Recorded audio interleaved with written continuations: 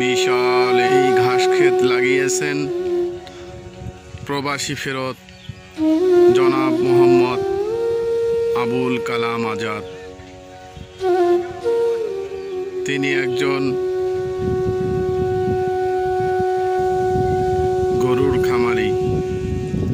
অনেক শখ করে, আশা করে, ভালোবেসে একটি খামার তিনি গড়েছেন। সেই খামারের গবাদি পশুর খাদ্যের জায়গা হিসেবে, যোগান হিসেবে তিনি এই ঘাস ক্ষেতখানি আবাদ করতেছেন। আমরা তাহার মুখ থেকে বর্তমানে করোনাকালীন সময়ে কেমন আছে ওনার খামার এবং খামারের পরিস্থিতি নিয়ে আলাপ করব। খামারি, সিঙ্গাপুর প্রবাসী, বিদেশ ফেরত জনাব মোহাম্মদ আবুল কালাম আজাদ চাচার সাথে।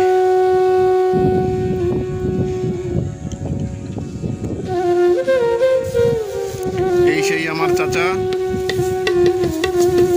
সিঙ্গাপুর প্রবাসী, বিদেশ ফেরত জনাব আবুল কালাম আজাদ। উনি অত্যন্ত পরিশ্রমী একজন ব্যক্তি। উনি আগে খুবই শৌখিন একটা মানুষ ছিলেন। এমন কোনো খেলা নেই যে খেলাতে তিনি অংশগ্রহণ করতেন না। কিন্তু জীবনের নির্মম পরিহাস, অর্থ ছাড়া জীবন চলে না, এই মর্মে বিদেশ ফেরত আমার এই চাচা অনেক শখ করে, আশা করে একটি গরুর খামার করেছেন। এই গরুর খামারে উনি ভালোই ছিলেন, লাভ ভালোই হইতো। কিন্তু বর্তমান এই করোনাকালীন পরিস্থিতিতে উনি একটু অসুবিধায় পড়েছেন। আসুন আমরা ওনার মুখ থেকেই ওনার খামার সম্বন্ধে এবং ওনার আর্থিক সমস্যা সম্বন্ধে কিছু শুনি। আসসালামু আলাইকুম চাচা। ওয়ালাইকুম আসসালাম। চাচা আপনি কেমন আছেন? আলহামদুলিল্লাহ ভালো। গরুর খাওয়ান জোগাড় করতেছেন তাই নয়? হ্যাঁ, একটু ঘাস লাগাইছি গরু আর কি।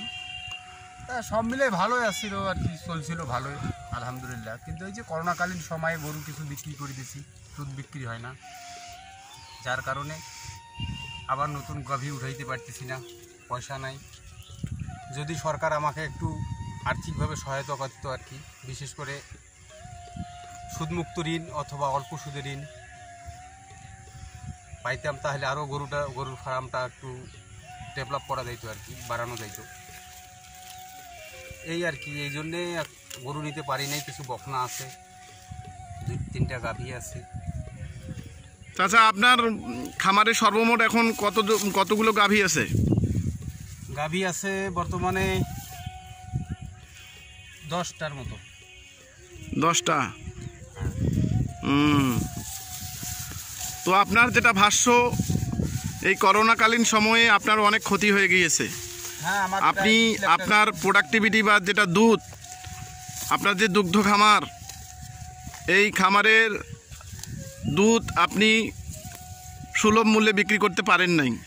না না, যার কারণে আপনার অনেক ক্ষতি হয়ে গেছে। হ্যাঁ, গাভীগুলো সব বিক্রি করছি। তো আপনি চাচ্ছেন যে সরকারের পক্ষ থেকে বা সরকারি যে ব্যাংক আছে এগুলো থেকে যদি আপনি সরল সুদে বা কম সুদে যদি আপনি ঋণ পাইতেন, তাহলে আপনি আপনার প্রতিষ্ঠানটাকে আরও সমৃদ্ধ করতে পারতেন, আরও গাভী নিতে পারতেন। চাচা ঠিক আছে? হ্যাঁ হ্যাঁ, ও ওটা হলে খুব ভালো হয় আর কি। আমাদের বেশি নাই, 5-7 লাখ টাকা, 2-4-5 লাখ টাকাও পাইতাম স্বল্প ঋণে।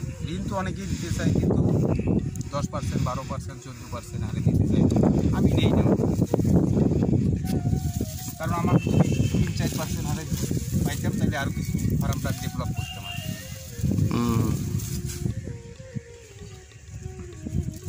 ধন্যবাদ চাচা।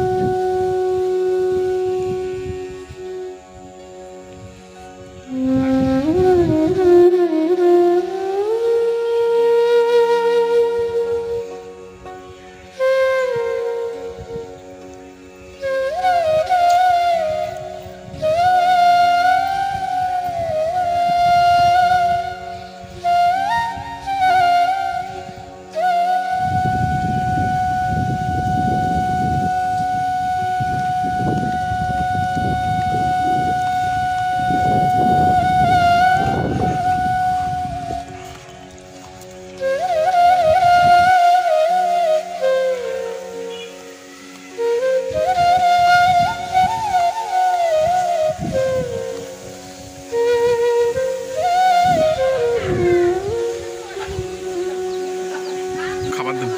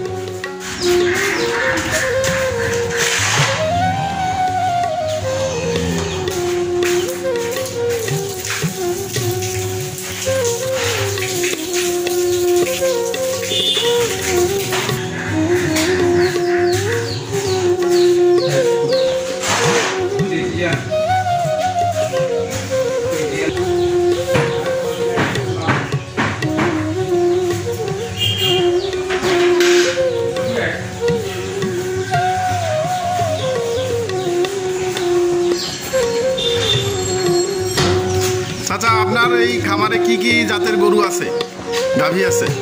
হলস্টাইন ফ্রিজিয়ান, জার্সি আছে। জার্সি বকনা বেশি আর কি। বকনা বেশি। গাব বকনা যেটা আছে, গাব বকনা এর মাস 30-32 কেজি দুধ হয়, যেটা গাব আছে 3 মাস। এই জাতের গাভী এরকম কথা জাতে দিই। আচ্ছা, দুধ কতটুকু দেয়? দুধ এখন দেয় না, গাব এটা বকনা, এর মার হইতো আর কি 32 কেজি পর্যন্ত হয়। আপনার এই খামারেই তো ছিল না? হ্যাঁ, 100% দিতে পারছে এটা। এই করোনার সময় আপনি কতগুলো গাভী বিক্রি করেছেন? 9টা গাড়ি বিক্রি করছি, মাত্র 9 লাখ টাকা। মাত্র 9 লাখ টাকা। 9 লাখ $। যদি সময় ভালো থাকতো তাহলে এই গাভীগুলোর কীরকম মূল্য হতো? ওগুলো গাছ ছিল তো, ওগুলো মনে করেন কোনটা 2 লক্ষ, কোনটা 2.5 লক্ষ, ওটা 27 কেজি 28 কেজি এর মাছ বিক্রি করছি। এর মাছ গাছ ছিল মনে করো, এর মাছ হইতো 28 কেজি 30 কেজি 32 পর্যন্ত পয়সা। সবাই আগে বিক্রি করছে, আর ওই গরুগুলো এখন থেকে 18-20 লাখ টাকা হবে।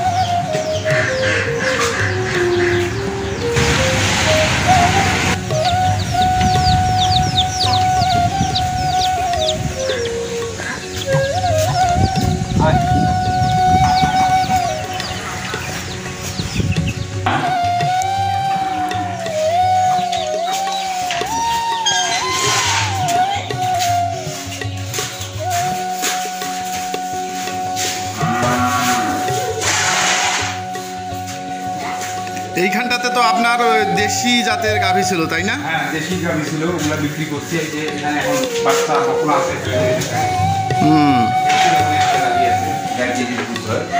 আচ্ছা আচ্ছা। আমি তো দেখছিলাম যে এখানে আপনার 5-7টা দেশি গাভী ছিল। বিক্রি করছি, কিন্তু গরু পোষায় না, দাম বেশি।